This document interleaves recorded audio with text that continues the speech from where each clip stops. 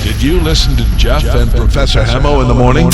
Here's what you missed. Well, nothing much. Or should we say, ni hao? Let me tell you, those are some of the most friendly people. Chinese. Oh, yeah. You see... And who's this who said they're very racist? No. You know, for the longest time, I actually had those ideas. I'm like, yeah. Yes. Honestly, when you go into mainland China, it's a different ballgame altogether. They are some of the most respectful people you'll ever encounter. You know, they're actually ready to lay down for visitors. They're like, you know what, you go here first. No. I'm telling you. There are cities where you go, man, they just look, they've never, you know, they look at you in such a way, but it's not like they are going to, you know, do the crazy things that we imagine. They come and touch your skin. The hospitality, is amazing. Come on. I was with one guy, he called Dr. Walter, and you know, he would go in one of the streets and people will stop him and say, can I take a photo with you? Yeah, because they think it's Samuel L. Jackson. No, but they were so happy. Probably. Well, you know, that's when I realized I'm not like any actor. I was like, don't I look like somebody? No, they probably thought you were a dark-skinned Chinese. But then let me tell you, there's a history. There's a history which I believe, or which I think should be taught. Yes, I know we've started teaching Mandarin, you know, in our schools, which is a very good thing. Yeah. But at the same time, Jeff, I think there's a good culture and history we need to learn from the Chinese. More than, you know, most of the time when we make fun, when we talk about the banters that we are just collecting or taking loans from China, there's also another thing that comes from China, and that's the honesty that they have. I think that should be intermingled very well within our governance structure, and I think something good can come out of it. Are you kidding me with the corruption we have here, Gabriel? You see, what honesty are you talking about? That's what I'm saying. How has China dealt with corruption? Yes. You know, they hang people. Of course, in governance, they are very good. That's why, you know, most of the time we just take the money, but we do not ask where that money comes from. We don't care. This to Jamas, 40 years ago, when they started building the People's Republic of China, we were the same, you know. We're on par. Yes, Jesus. totally. So how have they grown? In 40 years. And if you look, it's purely serious manufacturing. By the way, I was so shocked to learn that most of the cars, the German cars we drive, the Mercedes-Benz, the BMW, most of them are actually manufactured. They only take the technology. And let me tell you, what they've done, they have a very good system of ensuring, and I came to realize this, that what you know as China of fake goods, made in China, there actually are things you cannot sell in China. Yes. There are things. First of all, I never saw a used clothes in China. No. Oh, they were the best. What cities were you in? Which cities did you visit? Beijing. Went to a most beautiful place called Xiamen. From Xiamen, went to an amazing place called Wuhan. Wuhan is like the academy. While at Wuhan, actually, I met a lady from Kirinyaga who's doing her post PhD in Chinese. In botany. Botany. She is actually writing something. She is researching on how to increase the production of rice. A Kenyan, and not only one. There were so many Kenyans in Wuhan. Wuhan is the academic city. So many universities, great universities. From Wuhan, we went to a place called Kunming. Now, Kunming is just amazing. Are we talking modern cities? Are we talking? Oh, modern cities, my friend. Google these cities. Google these cities. Metro serious. Listen, tell me, traffic was a madness, right? It must have been madness. The place I saw traffic, honestly, was in places like Guangzhou. That's crazy traffic. Because I was telling Jeff, you know, now Nigeria, that's where you start getting wasapere. There we got better pickpocket you. But you see now, that's the back office. That's where we buy things. In Guangzhou. Enter that Guangzhou airport. Yes. Everybody has loads and loads and loads and loads. People do go there for shopping. Yes. You know? Guangzhou is a mess. Move 150 kilometers from Guangzhou to a city called Shenzhen. Oh my goodness. That was an amazing city. It is beautiful. So there are so many places that we don't visit. Yeah. Oh, yes. If you hear a Kenyan going to China, see to make a shopping. In Guangzhou, straight. And let me tell you the collaboration that the Chinese government want to do with Kenya, and I don't know why Kenya. There's already a department in JQuat called Sajorek, and it's an amazing collaboration between the Chinese government and the Kenyan government in matters of education. The Chinese Academy of Sciences and the Confucius Institute, they are doing so many things and helping so many students in Kenya. Really? Oh yes, there's so much good, and I wonder why we don't talk about these things. We're too busy stealing. Yeah, Yes. exactly. Exactly. So here you have this Chinese government wanting to do so much for Kenya. Yeah. But you'll still find there are so many students who do not know that actually these opportunities are within Are this country. available. So the collaboration Yeah. that is going on right now, I mean, it is And they have goodwill for Kenya. so much goodwill. Is it good? So much goodwill. Because now you're talking collaboration, collaboration in matters agriculture, Yeah. collaboration in apart from the roads that we are seeing, they're talking about collaboration in fighting diseases. You know, the funny, Jeff, this is funny. We go to this institution. It is a biomolecular institution, and it has only 350 employees. 305 are researchers Out of 350. out of 350. The rest are support staff, clerks, But 305 are involved in UPI. Research. Serious research. Back home, something different. You have 2,000 employees. 3 of them are only research. The rest, wait, Jeff, na kazi. Kijana ya dada yako anafanya nini? Mulete hapa. Mulete hapa. Mulete hapa. So you have so many people who come to sleep kwa nyasi every day. Oh, man. You have five secretaries. Yeah. Researchers ni watatu. Imagine, and you're still looking, to get. To compete. I saw a kind of business acumen with the Chinese. I was like, hang on a minute, is this how these people raise funds? A company like the Chinese Academy of Sciences, Yeah. they have actually invested in technology. You see, they'll own almost half of a company like a technology company like Lenovo. What? Imagine the billions these days are. Tell me something. Did you say Rwanda just put in a satellite into the skies? And All schools in Rwanda, Yeah. all schools are connected. what do you mean? Yeah, they are connected. They are actually, the laptops that they have can actually talk to each other.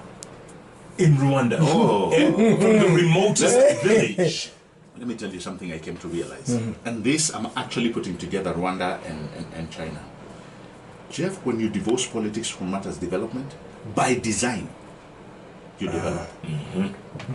It is a given. Yeah. Because politics, we do not know how to play good politics. No. It's the siasa It's that always Moi says. ugly. You remember what Moi says? Siasa mbaya, maisha mbaya. mbaya. That's what we are living.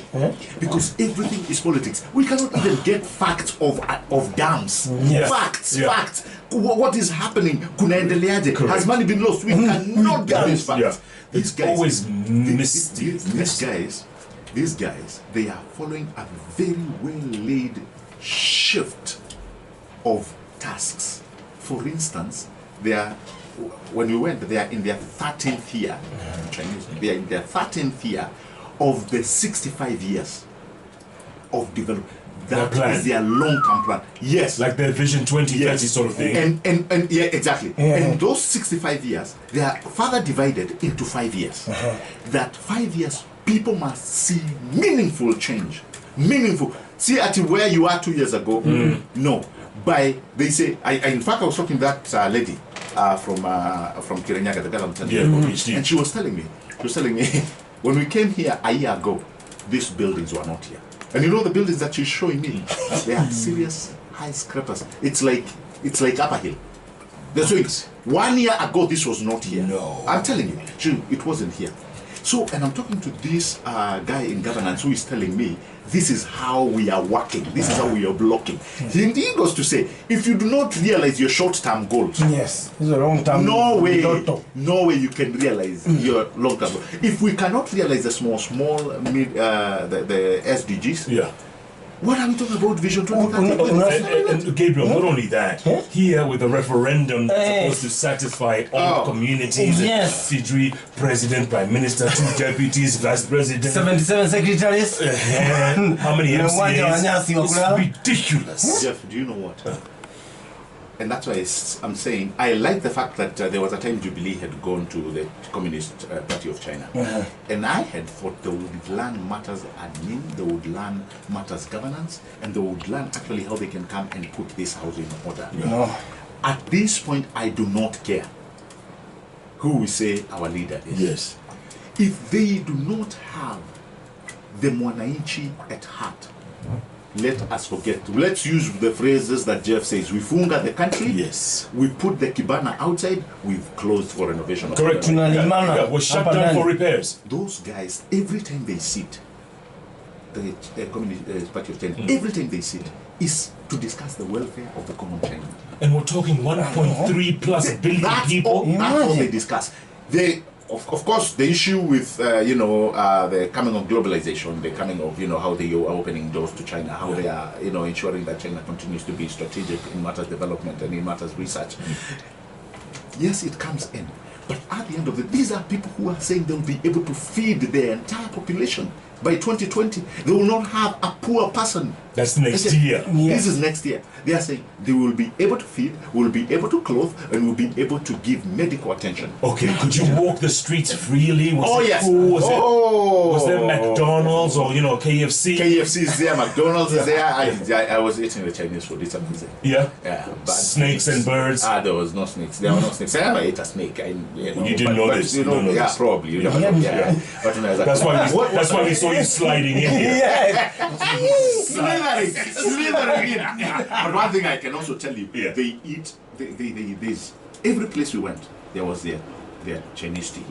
Oh man, I got used to. I actually brought a lot of Chinese tea. We need to give you some. Yeah. The other thing I realized, You look like your skin is very. the other things. I mean, these are the guys who live longer in this world. Yeah, Those they live guys, forever. Yeah, They live forever. 130 years is nothing to No, them. it's true. They also eat a lot of plants, flowers, the lotus flowers. They those guys. They have their own. Tell me something here. You've traveled to America, and you've seen America up and down, all over. Right. And now China. Right. Does it compare? It doesn't. Yeah? It doesn't. America, there's so much poverty. And I've been to the inner cities. Yes. America is great, good, some are good cities. There's the wealth of the world. Yeah. But let me tell you, China has taken care of their poor people very well. As those guys you see, Siju and Naomba, Beggars. some of the cities that I went, yes, none of that. Come on. I'm telling you. Wamefichwa kwa mashamba huko. And Not every the feature. listen, and every they featured them because Gabriel was coming. Let me tell you, some of these things. One thing I learned, China, is time. Those things, keeping time. To nearby. Jeff, keeping time. Like those trains, they live to the second. What? Their planes to the second. Yeah. Those guys don't know what is my delay to No, time. They're like the Japanese. Yeah. To them, time is everything. And when it comes to traffic in the cities, I mean, overlapping, nini, all this. Kunaga kitu kama hiyo. Yeah. Huko Gwanza tu ndiko kuna hizo maisha. Hiyo shida. I think Gwanza is a part of Africa.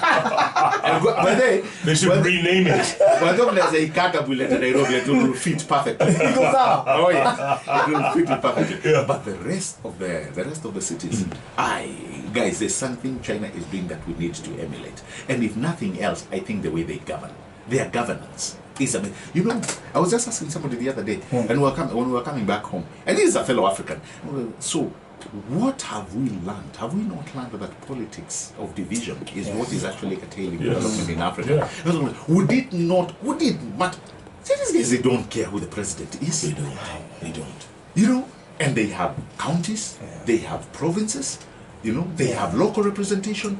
All they care is their manenos, mashinani are taken care of. And here it's about mtu wetu. Yes. Mtu wetu. Umeona juzi.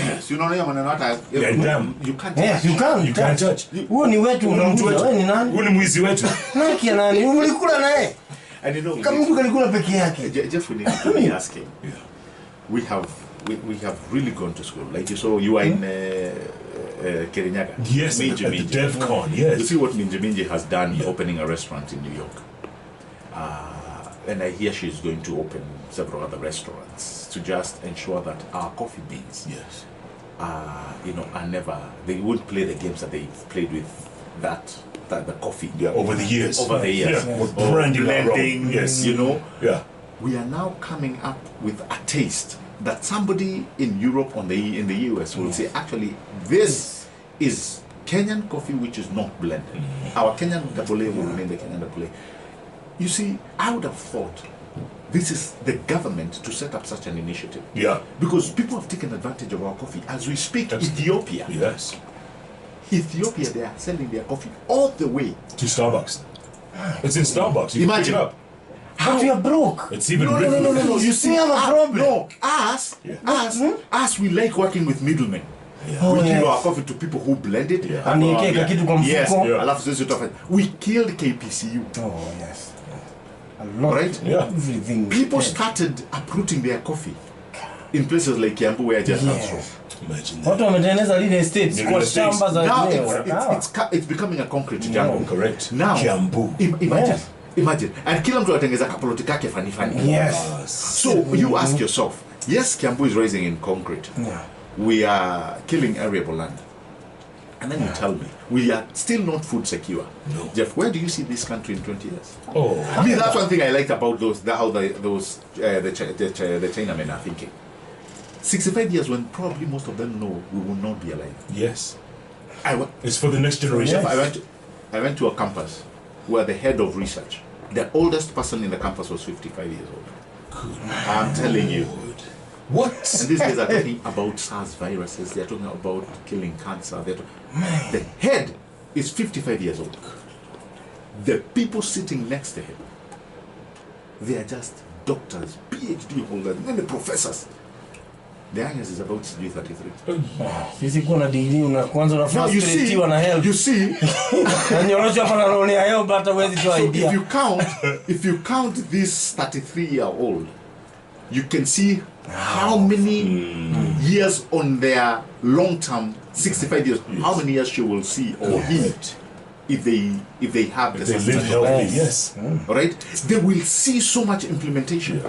Upper, we are giving somebody a blueprint who is 73 years old to implement. Can you imagine? Or 91. Yes. Our plans.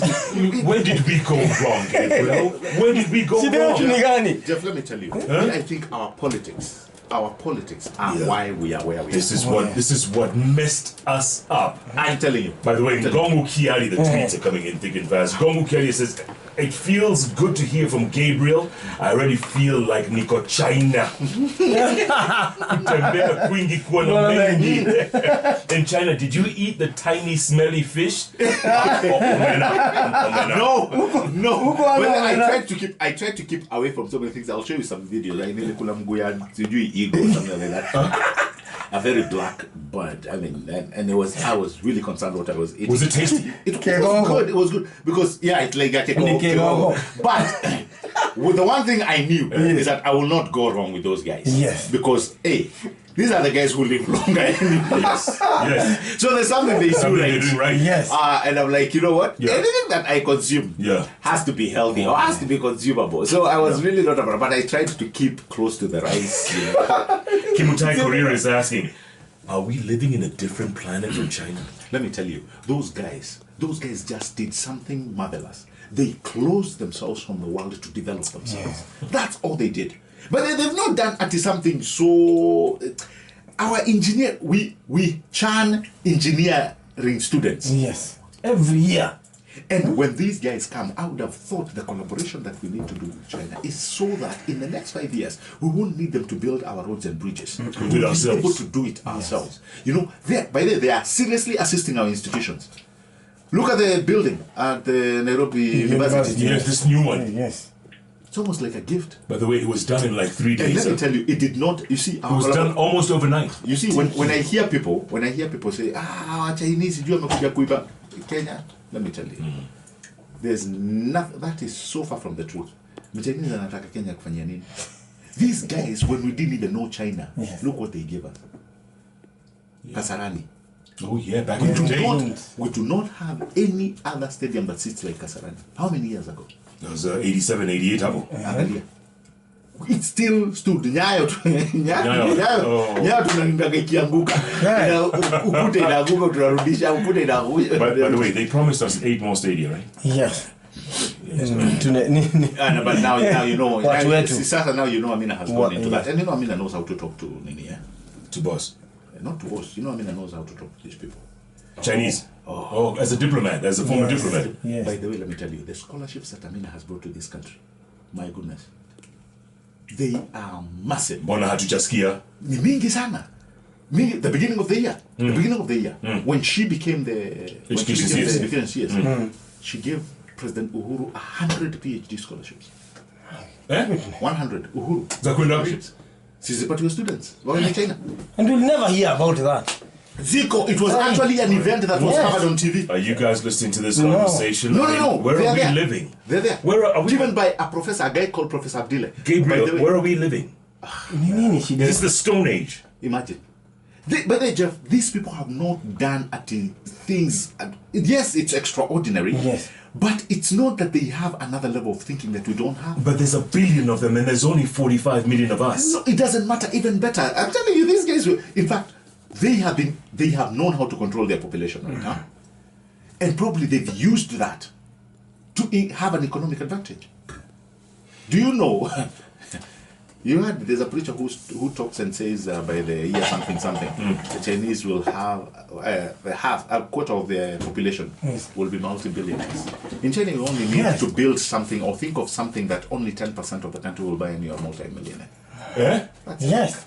Tengeneza tu kitu your population, 10% of your population will have.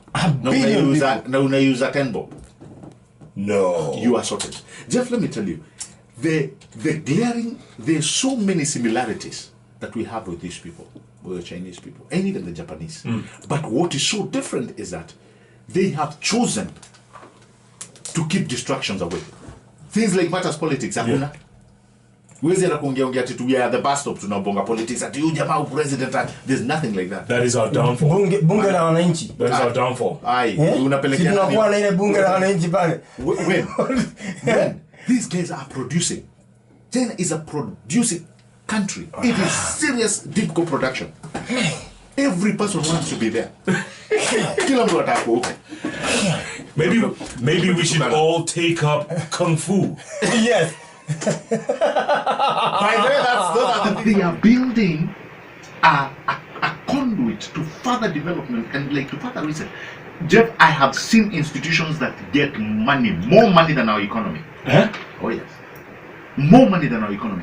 These are researchers and research fellows that are even raising money from patent and technology.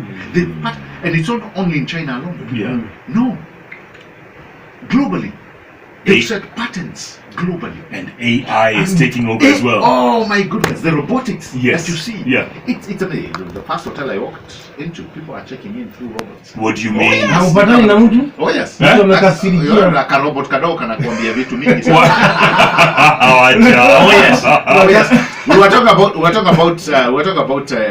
technology. By the way, WhatsApp doesn't, they don't have WhatsApp. No. They don't. They use their Chinese equivalent called WeChat. We also have WeChat. But people have known a way how to maneuver that. You use the VPN and what have you. You're able to access your WhatsApp. But that's, even their paying methods. They are tap and go, tap and pay, where they just use your phone, they tap on the an RFID thing, and they move. In Aliba. Taxi, everything. What about the airports? Same thing. JKIA, can you compare? Nasikugonga Kenya. By the way, I was trying to wonder where would JKIA fit in China na nikakosa. Nikakosa. What do you mean? Let me tell you. And the people who've gone to China, not for shopping but for other things, they can tell you Chinese people don't understand anything small. They may be tiny, they may have squinted eyes, but they have no idea, they have no clue what is small. If Kasarani is anything to go by, by far. I'm Apple SGR. Yes. What is producing SGR? Now, Jonah, hizo trains out. I got a train from Guangzhou to Shenzhen. 300 kilometers an hour. No. And how many hours is it? Hours, 30 minutes. From Guangzhou to Shenzhen. 30 minutes. One stop. One stop. And it's flying like a bullet. Ooh. 300 kilometers an hour. Do you feel it inside? Aye. No, when it starts moving, Yeah. that's the only time you feel it. Unakunywa Other than kahawa that, kako. Unawa- kila kitu. kwa Hata laptop. isongi, hata isongi, and free Wi-Fi everywhere. Each airport has free Wi-Fi. Every place free Wi-Fi.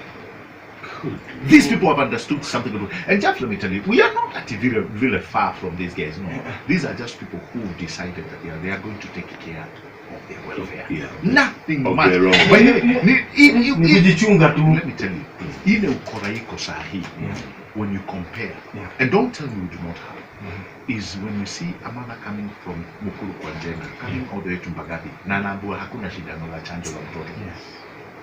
Jeff, you know, the president mentioned something the other day when he said, if we do not take care of it, the Mwananchi will. You know, many people didn't decipher what the president meant. Yeah. In fact, what the president was talking about is this is how revolutions begin. Yeah. That's exactly what you say. Jeff, when the absence of social order is not there, Yeah. by design, people start looking for ways. Yes. What can we do? And you are giving them, kwanza the youth, wanaona vile mnaiba. Yeah. Daily. Yes. Jeff, Daily. Jeff, it's only a matter of time, and I hope it does not happen. It's only a matter of time before gari ya waheshimiwa, magari za waheshimiwa zianze kuchomwa kwa barabara. You wait and see. Tolewa bendera na kung'olewa sire. I'm telling you, it's only a matter of time. Because enough is enough, eh? Yeah. You can only take so much. And the president was trying to communicate that, and he was talking to his leaders. Yeah. And he was also talking to judiciary. So, watu wanatuona. It's only a matter of time before people rise up. And once they do that, there's no going back. You've seen it in Egypt. Look at Algeria now. Wamekataa Bouteflika. There you go. Algeria. Yes. Look. Why? Come on, man. People are 20 tired. years of madness. Jeff, let me tell you. The guy hasn't spoken since 2013. Imagine when social order is absent. Yeah.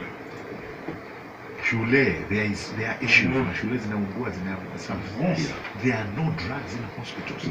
Children are dying. A woman carries a baby. All over town. All over town. Oh. Those are things that infuriate people. Yeah. No kiskia, you know. You're sharing a bed with 4 other people or 6 people yes. at the main hospital in the capital. And then we are on TV and radio. People are talking about stolen billions. And they're saying only this. Easy. And by the way, Jeff, you know we've not hit the grid of this year on food shortage. Unajua tujafikia mali unga itaenda missing, and you know very well. You know unga will go missing around July, of course, June, so that they can import. Exactly. So you tell me, you tell me the kind of mess each year. The madness. And when we have something like a handshake, that's why we have been all the time. I've been, thinking this handshake was a good thing. We have a platform now where we can sort these things. Rao is not giving Uhuru the crazy headache. Yeah. They are actually talking. Yeah. I would have expected everybody, including DP Ruto, to sit down and say, now we have another way we can work, where we actually can now start engaging seriously on how to talk about manufacturing, food security, all those things. Yeah, the big 4. The big four. Why are we not doing it right now? Because we're too busy politicking. Yes. Sasa already politics za sensa zishaingia. Yes. Wow. Sasa tuko kwa pesa mgao. After that, the referendum. After that, you're talking about boundaries. Yes. After that, you talk about a referendum. Yes. Before you know it, 2022. But you know, there's one thing you're not talking about, Jeff. Yeah. All these things require money. Of course. Your person inatoka wapi? Dams, something you're not saying. We're talking about here with Prof. Hamo. Yes. Dam, unajua ni pesa tumekopa from African Development. ADB. Yeah. We borrowed the money that you're bringing around. Tuliomba na So tukakula. I was saying, Yeah. Kibaki did one thing. Kibaki did one thing that you will forever remember him. Kibaki was taxing and spending. Here we are borrowing and stealing. Right. Every day. So, even the dam that we are borrowing for, or the infrastructure that we are borrowing for, when it's not done, when it does not realize its true potential, why it was there, there's no food, there's no dam, food bado iko shortage, and we still have money on top to pay. It's sickening. It's crazy. Jeff, it's sickening. And there's no water flowing down. It's sickening. And now, we've also realized people are moving money a lot out of the country. That or wanaweka pesa kwa nyumba. If manyumba watu watakuzia tax. Of course. It's inevitable. You agency. It's inevitable. And that's why I'm feeling sorry for this country. That's the beginning of madness. That's why I'm feeling sorry for this country. And Dewey, the other day, I don't know whether it was you on JKL, you're with Timothy Njoya. Timothy Njoya. Yes. What did Timothy Njoya talk? Do we still younger people here? Niulize, ni nini tulinyongana mwisho? 19, it was 1970, Akina 82. Bank, 82. Yeah. Jeff, that's a conversation we need to have. And I'm not talking about just younger people per se. It's still in our penal code. It's still there. It's still there. So I'm not talking something which is out of the constitution. No. We must ask, as we borrow from people like China, we must ask, how do you deal with your problems of corruption? That we must always ask. And if they tell us we younger people, let's try it. Jeff, let's try it. What's the worst thing can happen? Exactly. That's the same thing. Watu watanyongwa ni wengi sana. Kila mtu atanyongwa. Let me tell you, you need to do it. That is how China changed. Yes. You know what? Somebody, they say Chairman Mao interrupted the order that was there. We need a leader to interrupt the order, the chaos. An interrupter. Did you miss a chairman wakati wa Kibaki? Did you miss? Sio vile tulimpata tukamwacha. Because he started things that right now zingeendelea zingekuwa hii vision 2030. We need an interrupter. Jeff, I know we are on radio. Jeff, you know, I've always entertained a thought. It's not a good thought, but actually I believe it's very valid. Me, sometimes I think democracy is flawed. Democracy as a way of government is flawed. Imagine you, Jeff Koinange, with all your degrees, you and somebody who finished class 2 and never went for that, you have one vote. No, serious. I've always thought democracy is flawed. You have one vote. Will Jamata vote for what? That guy is voting to get daily food zake, those zake za kukula daily, the 200. That's why we have we have people like so. Because the people who are voting are not seeing tomorrow, they are seeing today. Because of what Soko Rescue Team is doing, they do not care about the future. Them, it's and by the way, by design, their knowledge and their academic standard allow them to reach there. You are seeing probably 10 years down the road. How can this country be great? People don't want to think or to give you that vote because you're not like them. Right. And they are the majority. Let me tell you, I believe my cousin who hates anything that smoked food at kwanza Nikimgondi.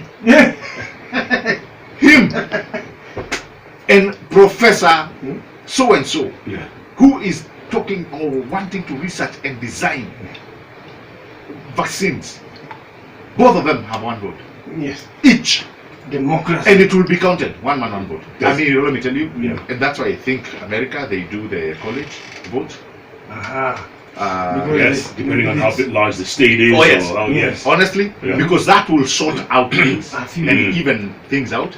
I don't know where Donald Trump passed through, but that just, but let me tell you, to me, democracy, and I know it's not a good thing to say, I believe there's a flaw in that system. But if a system is not working, the flow is in our DNA.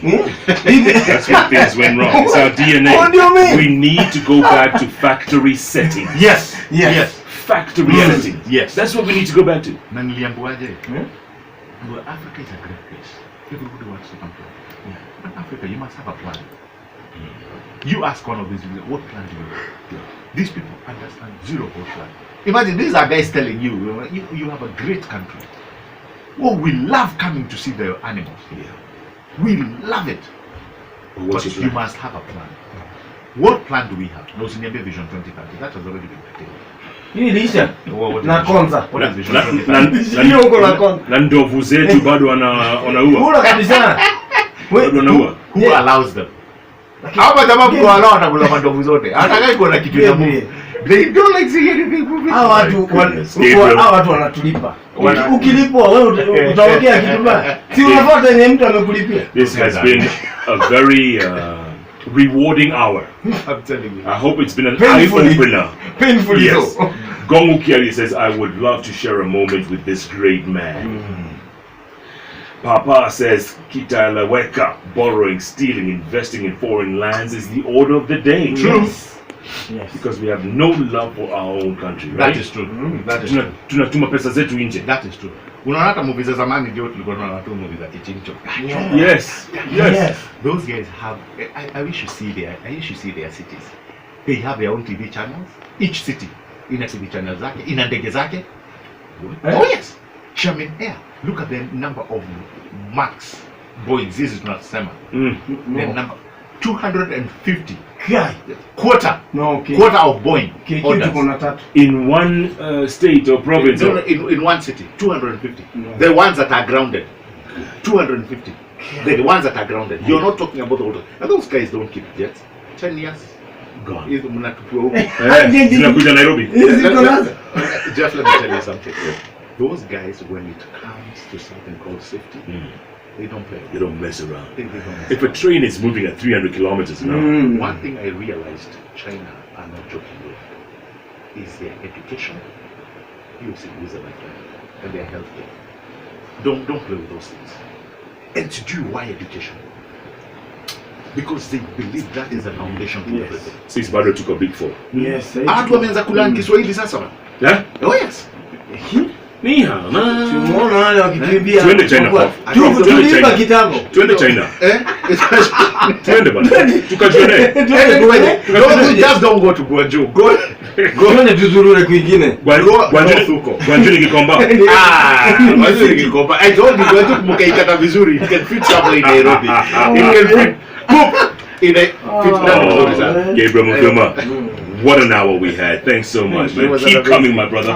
Where you off to next? Right now? Where are you off to? America? No.